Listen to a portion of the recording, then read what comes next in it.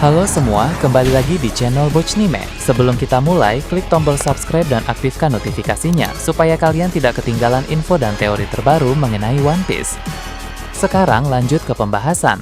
Kali ini Mimin Bochnime melanjutkan scene selanjutnya. Kembali memperlihatkan pertempuran di Marijoas dan menyoroti perkembangan pertempuran antara Sabo melawan Shamrock. Duel antara mereka berdua masih terus berlangsung. Setelah beberapa waktu yang lalu, Sabo sempat melukai Cerberus Shamrock dengan serangan api biru miliknya. Kini Shamrock sudah bisa membuat pedang Cerberus miliknya berubah kembali. Namun, ada yang berbeda dari perubahan sebelumnya. Shamrock akan membuat Cerberus itu melakukan teknik yang unik di mana masing-masing kepala mereka terpisah dan menciptakan tubuh baru masing-masing dari 3 kepala itu. Dengan begitu, kini muncul 3 monster anjing besar yang harus dihadapi oleh Sabo. Tampaknya, kekuatan Cerberus dari pedang Shamrock ini sudah mencapai tahap awakening, sehingga bisa melakukan hal-hal yang unik seperti ini. 3 makhluk tersebut pun dapat bergerak dengan lebih gesit dan menjadi semakin merepotkan untuk dihadapi, sehingga Sabo harus benar-benar fokus karena dia berada dalam posisi